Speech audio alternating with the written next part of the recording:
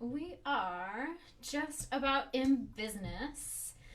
So, for those of us who are joining us this afternoon, thank you so much for tuning in to our Facebook Live webcast Q&A.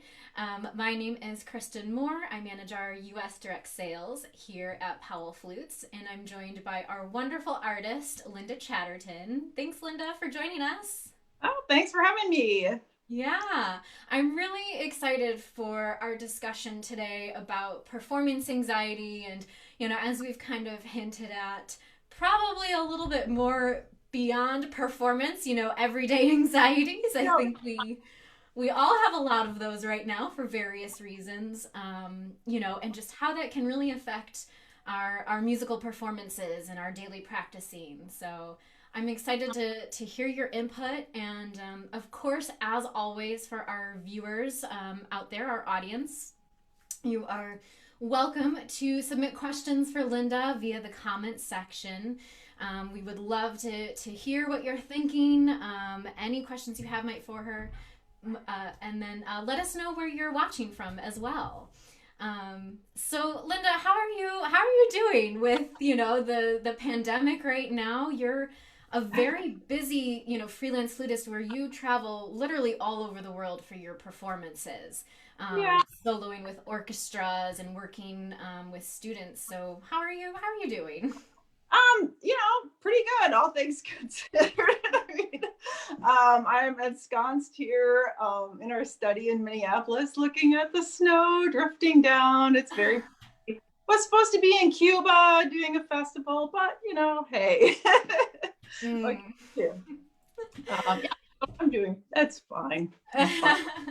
Yeah, so yeah, you are in Minneapolis, Minnesota, where okay, it's snowing. I just to let everybody know, this will hopefully, fingers crossed, be our last little webcast broadcast from my home in just outside Boston, Massachusetts, as we prepare to move our Powell workshop this week to a different area of our complex. So hopefully the next time we have a webcast, everybody will get to see some of the new space. But in the meantime, we have some great topics to talk about today. So Linda, kind of like diving right in. As I mentioned, you've performed all over the globe, quite literally. You've done a lot of recording projects. Most recently, a beautiful solo flute album, which is available on your website. People can check it out there. Do you find that your nerves kind of differ depending on the context or the location of your performance? At this point in my career, I would have to say not particularly, just because I've performed so much and I have so much experience. Granted, if I have a big performance like a concerto or like it's a brand new piece, like a premiere, or I'm tired or stressed out or something like that, I would probably have to admit that I do get a little bit more nervous. But I guess I always kind of feel a little bit jazzed. And I know from experience and like kind of thinking about that's not necessarily a bad thing. It's actually a really good thing because it shows that you really care about your music and what you want to share with an audience. And so I always think about approaching nerves at this point, based on all the other previous work that I've done with that in mind, that it's always fundamentally, it just means that I care and I want to do a good job. And I always also to always tell myself that nobody forced me to do this. I mean, it's like totally my choice to be on stage and do all of this. So just the fact that I kind of take responsibility or take agency for that makes it a little bit more makes me a little bit more comfortable, because it feels like you're kind of in control versus having something done to you. And I think that's a lot of kind of one of the roots of performance anxiety is that you just sort of feel buffeted by external forces and things you can't really control. And so as soon as you can kind of get your mind into like, what can I control about the situation, that's going to turn things all around. Yeah, no, that's really helpful. Yeah, I mean, it's as I'm sure we'll discuss more throughout, the next hour, it's a lot of it is about the mindset and yeah, what we have control over and how we can prepare ourselves for that. So performance opportunities are, of course, a bit scarce right now. But at the same time, it's kind of a good chance to work on other aspects of our playing and maybe, try to find new ways to work on battling our nerves. Um, so, do you have any suggestions for how musicians can go about addressing their performance anxiety without actually performing? Yeah, well, I mean, this is a really, really good opportunity to kind of break away from old habits that you've had and just try and have fun with the stuff that you can control again.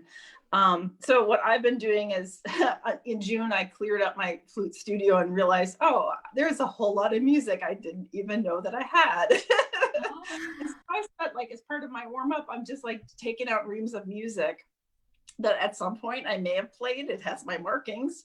Don't remember playing it. But even stuff that I've never played before, brand new music, shoved it in the cabinet, forgot about it. And so that's just like kind of a neat way of, oh yeah, this is why I like playing the flute. It's like discovering new music. I'm practicing sight reading. It's just a little bit more interesting. I'm doing etudes that I haven't looked at in a really, really long time and trying to like challenge myself by, they're really hard and I'm trying to go really fast. And I'm just like playing around with it. And that's just is what works for me. Some other people might think, it might be fun to think about like improvising, like create a new song as part of your warm up. I know Wissam Bustani does that as part of his warm up. He just kind of improvises a little bit. That's like one of his strengths. So there's a whole bunch of kind of cool things you can do just to get out of your comfort zone, do something new, think about music a different way, and just like blow air through the flute, just use the breath. As far as dealing specifically with performance anxiety, like, yeah, it's I think what I will be doing once I know that there's like kind of an end date and it's like, oh wow, I actually have to perform pretty soon. I'm going to be like working on the music that I need to learn and prepare in earnest. I always do creative visualization. So that I would say for all of us, that's like the number one thing that if you specifically want to work on the idea of being comfortable on stage, is to just do it in your mind.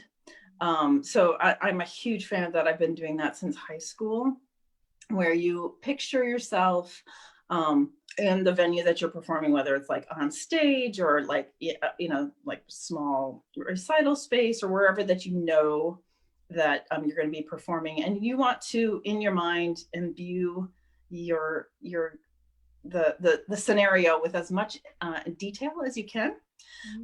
Some psychologists have called this kind of visualization the theater of the mind. And I adore that terminology because it is really just trying to just have fun with it and unleash your creativity. Do something away from your instrument. You don't obviously need to have your instrument. I always do it when I'm lying in bed, like before I go to sleep at night.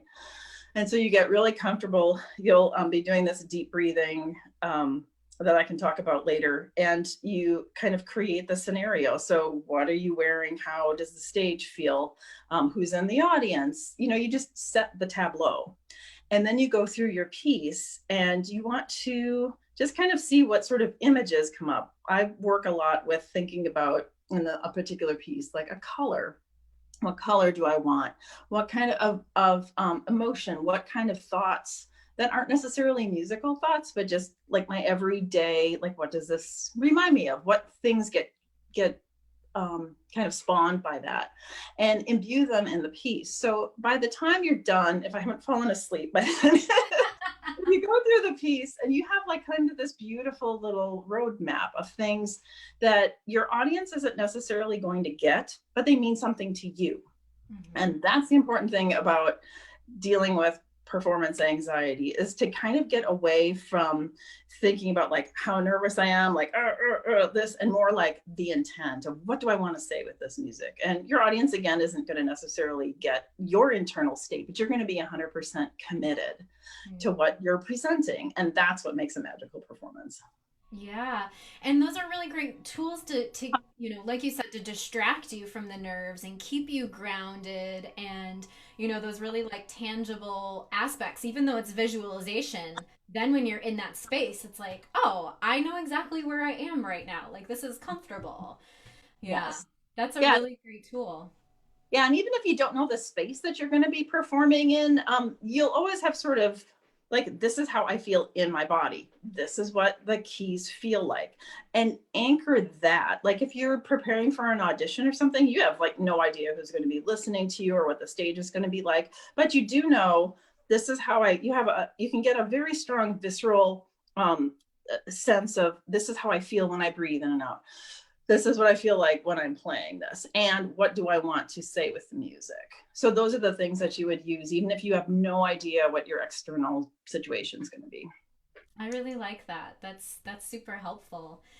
If you're just joining us, I just want to check in one more time for our audience. You are tuning into our webcast all about performance anxiety. My name is Kristen Moore. I manage our U.S. direct sales here at Powell Flutes, and I'm joined by our Powell artist Linda Chatterton. She's based out of Minneapolis and just is an international soloist, works all over the globe performing and teaching. So she has a ton of wisdom that I'm excited for her to share with us today.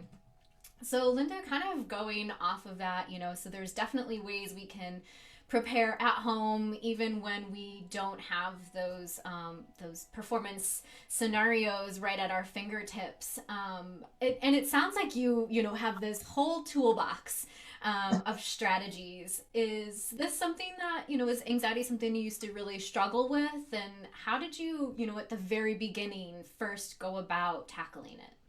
Yeah, well, I think I was sort of in a unique position because I feel like I've sort of hit throughout the course of my life, like every single kind of anxiety related to performance. Plus, I think I also have like a natural bent towards psychology too. So it was always very interesting for me once I was out of the performance situation to kind of step back and analyze and figure out like, how could I do that better? Like what exactly is going on here? So I started with anxiety as early as high school. And it was mostly like erratic competitions and auditions. Like sometimes I would do really well and sometimes it would just be like a complete train wreck. And that could be chalked up to lack of preparation. Like I thought, oh, I have this memorized. I really didn't. And just inexperience. Yeah, and that's a big thing too. The more times you do something, the easier it gets. You have to practice performing just like you practice. And that's why creative visualization is so awesome, because you can kind of practice in your head without actually going through the performance. So anyways, my teacher, Bob Webb, who is a wonderful teacher, gave me this book that is like very quaint now, but it actually was quaint back then. But he said, oh, this helps me with my golf game. It might help you. And it was called Psychocybernetics by Maxwell Maltz. Okay. And I think he was some kind of doctor. I think he might have been like a plastic surgeon, psychologist. And it was all about creative visualization. It was like the first kind of self-help book, psychology book about visualization and how you can use that to improve. And it was, I read it and it kind of did all the creative visualizations. I had a really big concerto performance coming up that I was completely stressed out about. And my God, it worked. Like I was nervous, but it worked. And I was like, there's really something to this. So that was kind of the first thing. And then, when I was in college and as a young professional, of course, like, I want to be a professional musician, and you start doing, it's not just auditioning into colleges, which is stressful enough, but then it's also like, I'm going to do this competition where, first prize is management, or first prize is a concerto with a major orchestra. The stakes kind of kept getting higher and higher. And I found, again, like, just trying to deal with it, not being 100% consistent with my performances. So that ended up being like a little bit not prepared.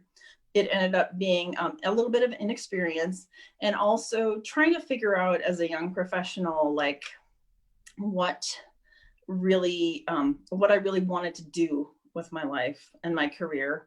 Do I want to be an orchestra player? Do I want to be a soloist? Being kind of learning how to be true to yourself and true to like what made me want to be an artist. So when there were some conflicts there, or I was a little bit stressed out, that would show themselves in an audition or a performance. The third thing was when I was in my late 20s, I had just gotten married to my guitarist duo partner. And he unfortunately and very tragically died very shortly after we were married. And it was very sudden, it was very extreme, and it like left me devastated, not only emotionally, but also financially. I had lost my husband and my partner, and I was like completely out at sea. And it was something that I had never even envisioned would happen. It was something where, you have a path, and then it's like, and then, so I almost kind of feel like that sort of experience, which was like a milestone marker in my life, is so similar to what a lot of us are going through now, where we kind of have a path, and, we're kind of like, there's some struggles and stuff like that, but this is like so, and then all of a sudden it's like pre-pandemic, and then we're in it, and how do you adjust to that? So it was, I think that was really, really interesting. It was, now I can say, because enough time has passed, but it was a very interesting and enlightening time in my life, because you just have to you can't just stay put. You have to figure out how to go on. And I remember performing for the first time after that, and just my skin was like, it was so, I'm sorry, I'm tearing up. Oh, it's okay. It was just like so emotional and raw, but you keep doing it, and you learn and you grow, and it all works. So, so I think, so that's pretty much like, it's, yep, that's pretty much the whole spectrum of anxiety producing situations right there. Oh my gosh. Yeah, from things that you kind of expect as a musician, where like, yeah, it's like I'm performing, there is something on the line, I want to do really well, that kind of nerves, to totally unexpected, and oh my gosh, to but you like like you were saying, you have no choice but to keep going and to get through it, and find a way. And oh my gosh, wow. But it's not, I mean, I kind of think too, like, saying this, which I have like very much shared in like my performance anxiety workshops and for other people, it's amazing that there are other people that have similar stories. I mean, that's one of the beautiful things about life, is that we're all connected. We all have various tragedies and garbage that we have to go through, and that's what makes us human. And I think if you can channel that, make your audience like they are just like, we're all in this together, that's another way to be able to connect a little bit, get rid of like the I, me, my, and more like kind of a beautiful sharing experience. So I use that. Yeah. And I think too, remembering that the majority, at least, of people that you're performing for want to hear what you have to say, and are looking for that connection within it. And that's such a beautiful point, that we're all doing that together, and everybody has a story behind their music. That everyone has a story. And I think that's one of the things that going from like a student into like grown-up performer is that And also like actually too, like even as a professional, like when you're practicing or when you're playing in a lesson, I mean, the whole idea is to be kind of nitpicky and like think, okay, this is what's wrong. This is how I improve it. Mm-hmm. But at some point you need to like let that go. You can't always perform with like the teacher or the parent like giving you instructions and saying this is wrong, this is wrong, this is wrong. When you're on stage, you pretty much have to trust in the whole process that all the work that you did to build good habits, those are going to come out and things are going to be great. And you can rely on that as a source of strength versus having some kind of niggling thing in the background telling you what you're doing wrong. That's a very difficult thing to do. I think that's one of the biggest challenges for artists is this sort of balance between aiming for excellence and being critical, but making sure that it doesn't turn into judgment of who you are. Absolutely. Yeah. And constantly wanting to better ourselves, but not demeaning what we've done in the meantime. Yep, Yeah. Exactly. Yeah, that's a really great point. So, thank you so much for our audience who's tuning in right now. I'm here with Powell artist Linda Chatterton. She's giving us her insight and her wisdom into facing performance anxiety head on. Thank you, Adrienne Greenbaum, a fellow Powell artist, tuning in right now. And let's see, Suzanne, also an artist coming from Brooklyn, Mary Ann from Williamsport, Julia from Boston. Thank you so much, everybody, for watching. And of course, at any point, you're welcome to ask questions of Linda. You can put it right in the comment section, and we'll, make sure that we get those to her. But in the meantime, so Linda, I've gotten to see you, we've done some events together, and I've gotten to see you work with students in master classes. And one thing that I really like about your approach to tackling anxiety is breathing, and how you really make that the core foundation. Yeah. And just, like that physical connection, what it does to our bodies and what it, can manifest in anxiety. Can you go into that for our audience today? Yes. Yes, I just love the talking about breathing and stuff because it just is so integral to like proper breathing, great for proper flute playing. It's also great for getting rid of anxiety. It's like everything is connected. Flute playing is fantastic for kind of cultivating that kind of breathing. So there is a nerve that runs through your whole body and through your diaphragm called the vagus nerve, VAGUS. And when that gets stimulated, when you are breathing deeply, that activates your parasympathetic nervous system. That's the opposite of the flight or flight system. So this slows down your heart rate and your blood pressure, and it just relaxes you. And so as we all know that when we get like really excited or exerting ourselves, everything gets shallow, our breathing gets shallow, our muscles tense up, like our blood pressure goes up, all of this stuff, which is, as they always say, it's great when you're trying to fight a lion, but it's not so great when you're trying to like play, pianissimo for 8 beats or whatever. So I really, really love working with students on harnessing the breath, like being able to control the breath. And I know that in my own playing, when I get on stage, it's not so much at this point dealing with like nerves, but I do find that when I get tired or distracted or whatever, that a lot of my tension kind of comes here, and then all of a sudden my sound isn't as beautiful. And then I think, oh, I'm not breathing. And then I immediately go into being able to like harness the breath and being able to breathe. And I always just think about, it might be sort of a little strange for some people, but I always just think about when I breathe, I push my stomach out. I know that my lungs aren't in my stomach. It doesn't like sometimes make any sense, but that's what works for me. And as soon as I do that, this relaxes, everything kind of flows.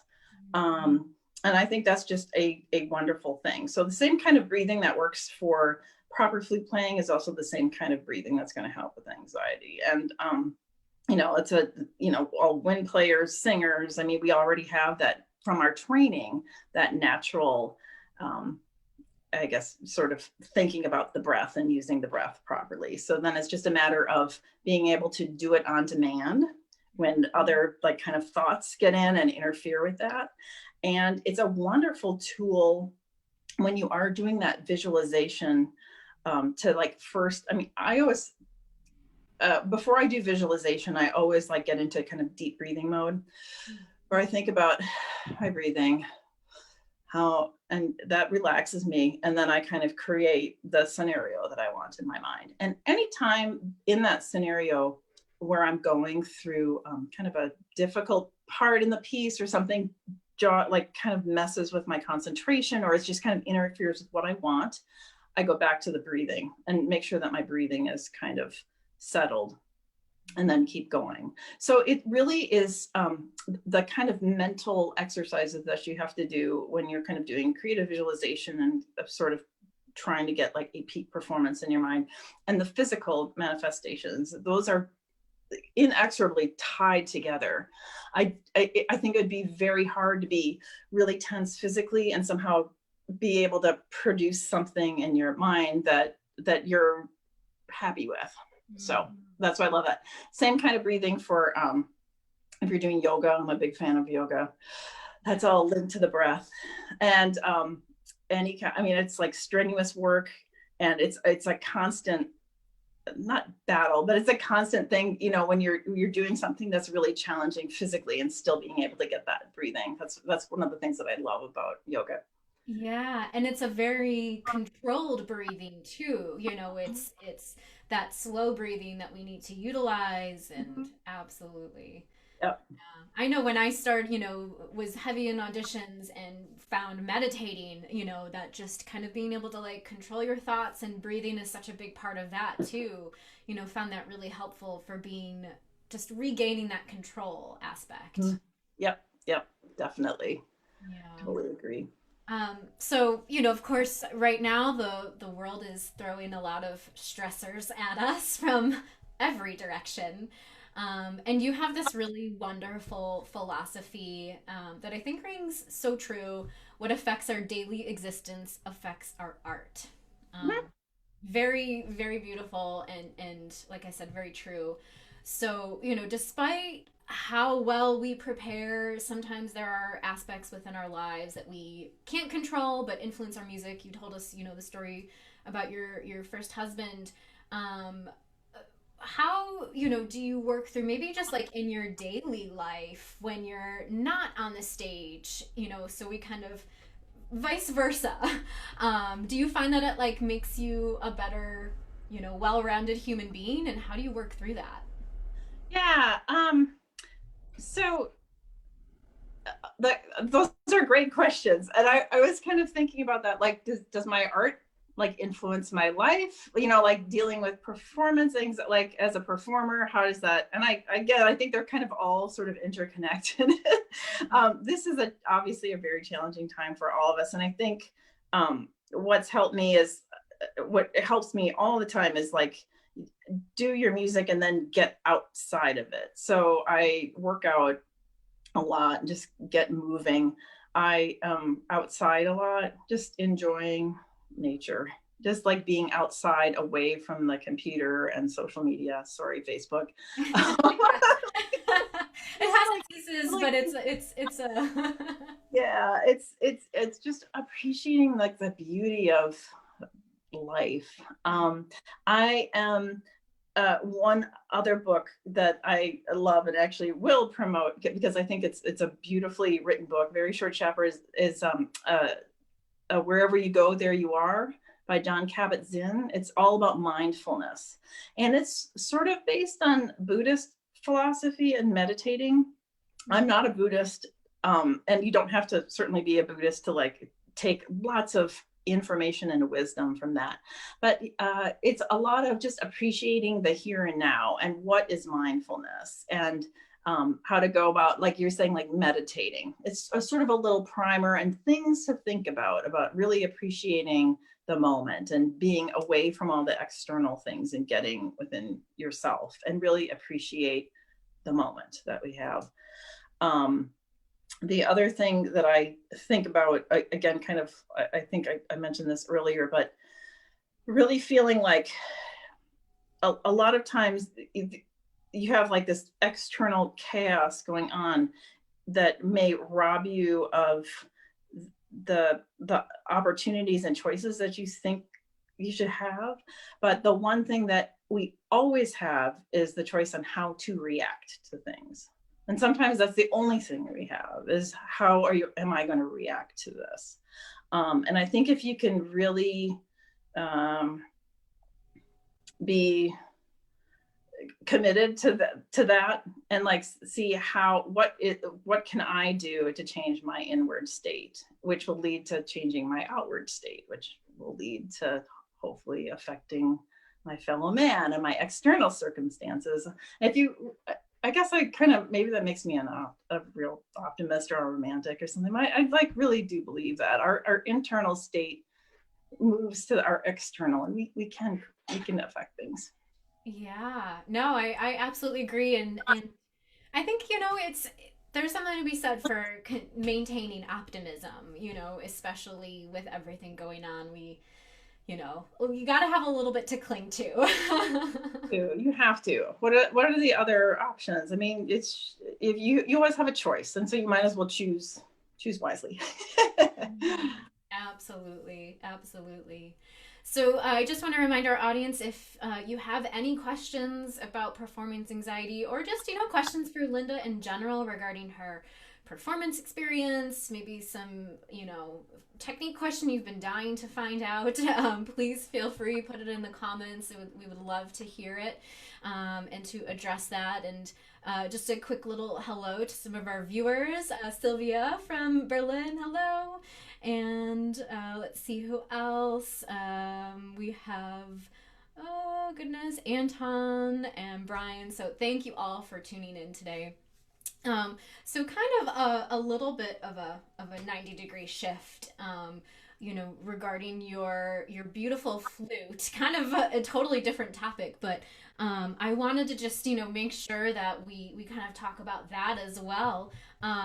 You have a really wonderful instrument that I've heard you play. Your platinum handmade custom flute. How did you come about finding your instrument? Oh yeah. So I looked long and hard, and like of course we all do. One of my students once said to me when she was looking for a flute that she thought it was very much like finding the perfect wand in Harry Potter. I was like, that is like right spot on. So I just fell in love. I mean, I've always loved the Powell brand ever since I was in high school. And I just wanted to make a change, and I loved the options. And it was up between a couple different Powell flutes. And of course, I really like the platinum one. And I had some trusted colleagues, some of my duo partners, listen to me playing the different ones. And they were all like, yeah, this is it. So I was like, good enough for me. So that's pretty much how it was. I love the mechanism. I love how it plays. I love how it sounds. I think it's actually been really interesting. This particular flute like keeps me honest in that if I take a couple days off, it's okay. But it's platinum, and it's gonna like show you who's boss. If you're kind of like, nah, I'm gonna take a week off and get back to it, then you're like, oh dear. So as a professional, I think I actually like really appreciate that because it's like, Yes. yeah, that's one of the things that I love about the response is fabulous. I love the colors. I love the darkness. I love it. So Yeah. thank you. Of course, yeah. Thank you to our wonderful flute makers who did all the hard work, creating that magic. And it's funny that you say that about the flute keeps you honest because that's something that I discuss a lot with our general manager Daniel Sharp. We both play gold flutes, and so it's like it's gonna tell you like you haven't been practicing recently. It's not just the kind of flute you can pick up and I mean you always sound good on it, but to really get the most out of it, It's, it demands that you stay in shape. Yes. Hmm. Absolutely. Yeah. Yeah. So, what kind of like musical exercises do you do to kind of on your beautiful platinum flute to kind of keep prepare for like do you have physical exercises like warm-ups or things that you do on your flute to be like, okay, this is what I need to help me cope with anxiety? Or is, we talked about visualization and obviously just practicing the heck out of your music so that you are so over prepared, but um, are there like exercises that are not related to the music that you'll do on your instrument? Well, I always warm up with a specific set of exercises that are kind of like low register exercises. And there are exercises, slow, low register. I've been doing them again, literally since high school. And it's not so much that they're perhaps like the best exercises, but there's something that I've been doing for a very, very long time. And so when I play them, what that does is get me into you're in practice mode now. So it sort of harnesses my attention and my focus.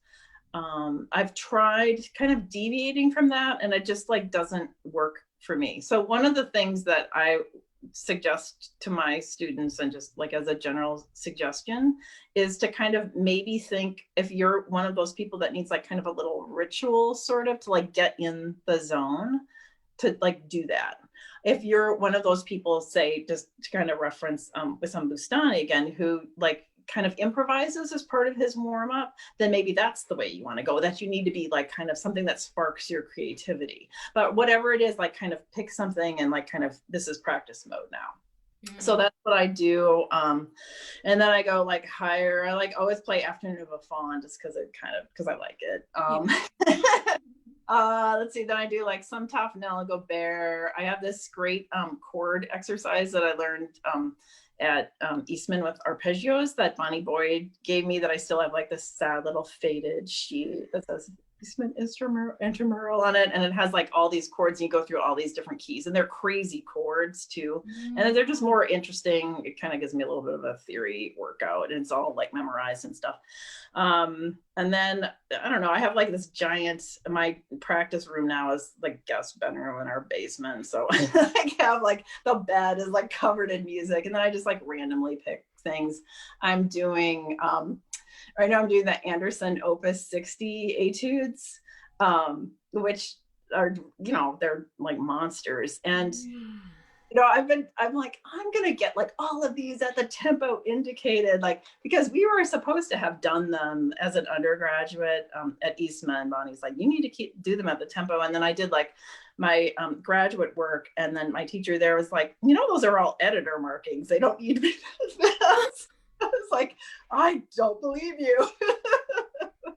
So I don't really know. I've actually like been kind of a little, I don't care enough to do the research to find out, quite frankly, but I'm thinking I'm going to just like try and get these guys out like one time in my life. Absolutely. I'm just having fun, just messing around with all sorts of different stuff. So I think like now is just the perfect opportunity to do that kind of thing.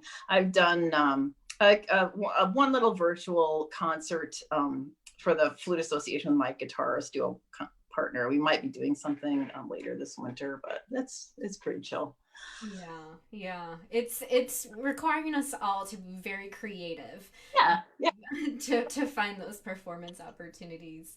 Yeah. What is your routine like your pre-performance routine, before you pick up the flute to warm up? Do you have like a strict timeline that you like to follow? Like, is every minute of the day planned out? No, not really. I think what I found that's a dangerous thing to get into. I mean, I'm one of those like type, what is that in Myers-Briggs, like type J, where I do like schedules and stuff like that. Yeah. But the thing is, for performing, especially when you travel, there's so many things that can interfere with your schedule, where if you're kind of like married to that particular schedule and your plane is late, it just goes out the window and you just gotta do what you gotta do at that point. So I've learned that kind of ritualization like that doesn't really work for me. You just have to be mentally, like, if you got to go, you just have to go and do it. That's not to say, like, in an ideal world, I would love, my ideal day would be, do some cardio, work out, have a nice, quiet, relaxing day. So that I'm like, yeah, when does that happen? Who knows? But yeah. So yeah. But Yeah, I mean, absolutely. Where you have that time, just the day yeah. at your will, but yeah. Yeah. Those times are few and far between, but that's okay. I think it's, again, just because I've been doing this so long, and have so many, I guess, positive experiences to sort of fall back on. I know that, even if I don't have a lot of like mental time to prepare and stuff, you can just bring that up very, very quickly. And that's just from experience and time. Absolutely. Yeah, where you've gotten used to and you've trained yourself to be able to like turn that switch on and now you're in performance mode. Yeah. Yep. Yeah. Wow. There's been times I've just been like so jet lagged. I remember there was one time I was playing a Mozart concerto in Moscow and in January. And so it bitterly cold, completely jet lagged. It was just like boom, boom, boom on stage. And I just remember like almost having an out of body experience. Like, I like, don't even believe that I'm here. I'm playing the right note. I'm doing this.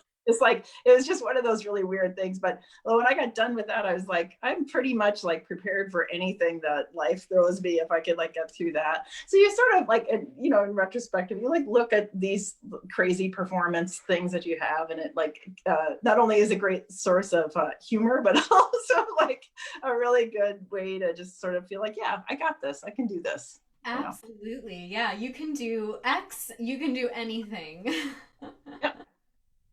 I love that approach. So yeah, if we have any questions from our audience, please feel free. It looks like everybody's just really soaking up all you've had to say. You've answered all of their questions without even having to ask, but Awesome. that's okay. We can still hang out for a few more minutes. But I'm joined by Powell Artist Linda Chatterton, and just really loving, your approach to breathing and your approach to grounding yourself and visualization to, combat any of that performance anxiety that we might feel. I did get a message question about beta blockers. So I don't know if you have thoughts about that. It's not something that's really talked about very much, and I feel like in the performance world. So if you have any insight, we'd love to hear it. Yeah, it kind of tickles me. It doesn't get talked about very much because it's pretty heavily prescribed, I think. Yeah, as I mentioned before, there's such a connection between like the mental aspects of performance anxiety and the physical aspects of performance anxiety. Also, number two, beta blockers, they're a drug. So you have to kind of take that under advisement too, that you might not want to be something that is put in your body. It kind of seems to me that if you are having overpowering anxiety where the physical symptoms are completely messing with your mental ability to focus, why not take them? Because it strips away some of the anxiety, where it allows you to get your mind like in a good place. And it doesn't mean that you necessarily need to take them all the time. You totally can wean yourself off of them, or maybe you need to keep them. I mean, it's like every person is sort of different. I don't think I would ever look down on someone who is taking beta blockers just because it seems like our physiology it's all like kind of different. But I do think that once you kind of get your head, your thoughts, your emotions are the things that are going to fuel that extra adrenaline and stuff like that. And I do feel very strongly that once you get this figured out and this figured out, the physical symptoms kind of take care of yourself. And I also feel very strongly too that the idea of being like kind of nervous, that's a good thing, because again, it shows that you care and you love what you're doing, you care about your audience. And so I don't think you ever necessarily want to rob yourself of that excitement. It's just kind of maybe putting a different name on it. See if there's anything else I can add about that. And this is like folks, is all just like my opinion, not a doctor. Yes. So, Yeah, everybody's different, and I've absolutely met musicians that, like you said, it took away too much of the nerves. So they felt disconnected, but then others, it's just like, okay, it took the edge off, and I wasn't nervous about being nervous. yeah. You know, you kind And of build up adrenaline. once you get into where you're nervous about being nervous, you gotta fix that. At the same time, I had one conversation once with another professional musician, and they're like, well, I take like a full tablet when it's like something really big, but then if it's like a little bit less, then sometimes I take a quarter. And it's kind of like, that almost seems like it's getting this psychosomatic land where you're just sort of like gauging how you might be nervous, and you're sort of self-medicating that way. So, it seems kind of weird to me, but Yeah, yeah. But I mean, I think that's also just, like more, kind of going off what we were saying before, like there are so many different approaches and so many tools and strategies, and you just have to try what and figure out what works best for you, and, then practice that and stick to that routine, and yep. it'll get Yeah. easier. We Yeah. have a great question. Julia is asking, what advice do you wish you could have given yourself growing up? That's a fantastic question. And I was actually going to point on that. So a couple years ago, I came across, I don't even know where, but it was, if you could give yourself, go back 20 years to your younger self, what advice would you give them? And the first thing that popped into my mind was, don't worry. Like, it was immediate, don't worry. And because I just, and you could say, yes, young professional, like totally broke, student loans, not knowing what in the world is going on. Of course I'm going to worry. But that message sort of informs my daily existence now. Like, that's my tendency. Um, I know with the experience, that kind of stuff doesn't matter. And so when I get into this situation now, I don't worry so much. So it might be kind of a cool thing for everybody to kind of really think, well, what kind of advice would you give yourself? Pragmatically, I mean, if Julia would like a little bit more in detail, like career wise or something. I mean, I think like I think I wasted a lot of time, absolutely hate to say this, but practicing orchestra excerpts. Because one of the times that I have been like the most nervous, most like miserable, and this is not to denigrate anybody that plays in orchestra. For me, did not like orchestra playing. Love getting up in front of an orchestra and playing concertos. This is awesome. Go in there, play, and I go. But to be in an orchestra, there's something, it just is not me. But I thought, I'm going to be a professional musician. Of course, I need to play in an orchestra. That's what we all kind of think. And even to this day, it's like pretty amusing, because if I meet somebody for the first time, oh, you're a flutist. So do you play in an orchestra? I was like, nope, I don't play in an orchestra. And you just kind of feel the wheels turning, like, how do you make a living? But it's really kind of, it's pervasive through the whole thing. Like, if you're a classical musician, of course you play an orchestra. And so it really took a long time for me to kind of come to terms with, like, what is it that I really want to do, and how can I make this work, rather than kind of. And I had a really interesting conversation with a colleague, and a while back, when I was like, I don't know if I should just keep up with the orchestra auditions. There's these great jobs that are coming up. And he's like, you seem to me to be the happiest doing what you're doing now. Jobs like that are so few and far between.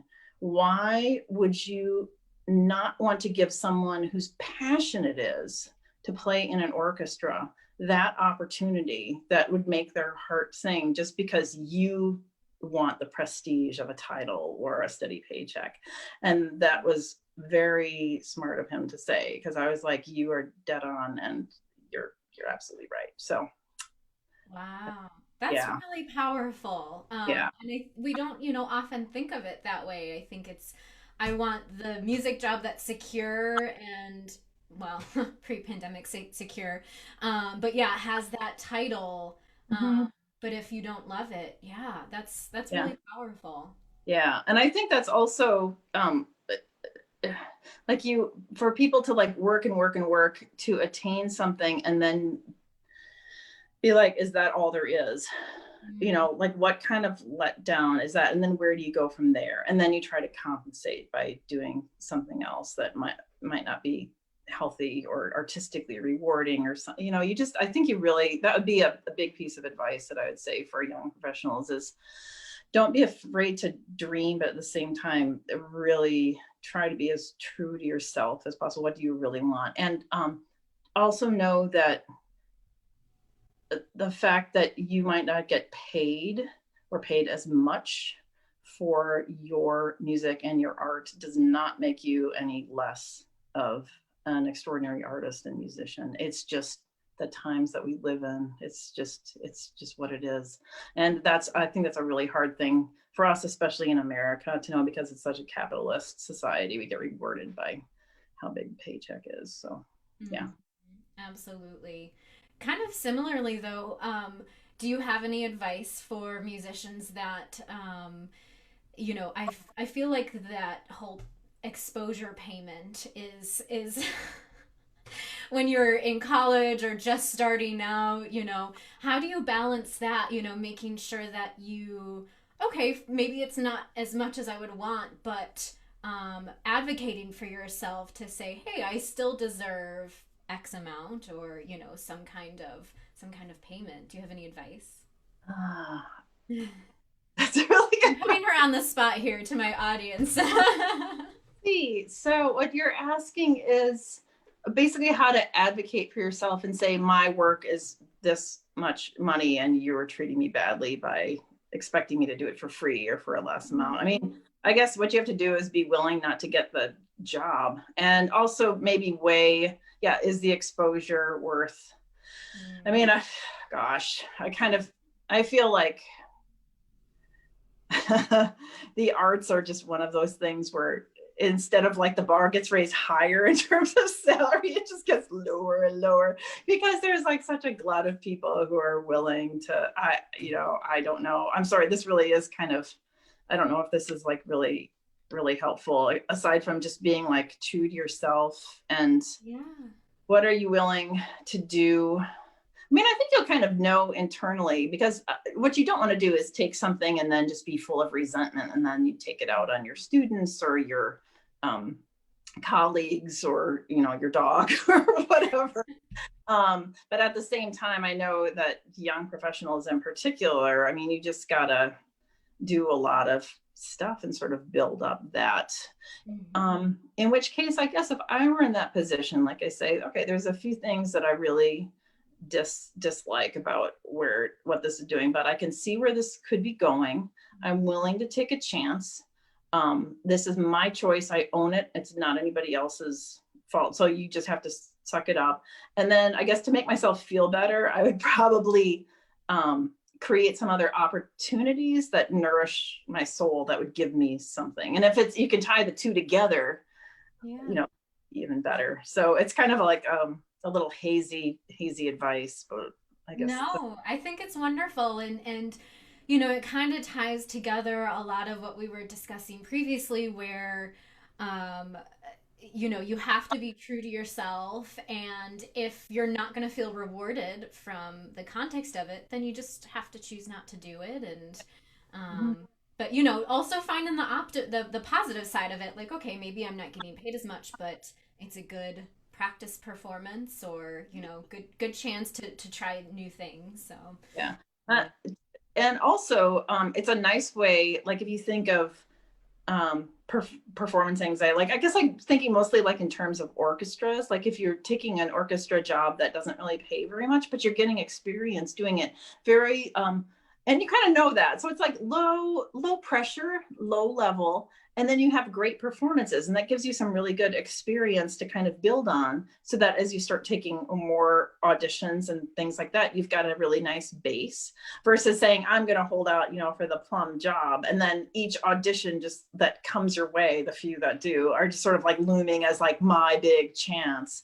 Mm, That's hard for anyone to kind of I think kind of overcome when something is looming and it's like kind of an all or nothing thing.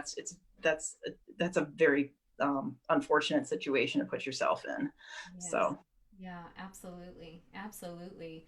Yeah, our fellow artist Adrienne Greenbaum, she has a great little comment. Value changes over time and who you are. At first, you do it all, and as you grow into the career, you are making choices based on need and growing public need. mm, Um, yeah, really good viewpoint and very similar where yeah, exactly. yeah, beautiful. And just a couple quick hellos, Francois, watching down from Jacksonville. And this is a really wonderful message I just want to share. And if we have a couple minutes, so if anybody has any questions, please feel free, put them in the comment section. But Stephen is, his uncle was Elmer Waterhouse, who was one of the owners that Vern sold the company to back in the 50s, 60s with Dick Jerome and worked with Mr. Powell. So thank you, Stephen, for watching. That's really special to have that connection there.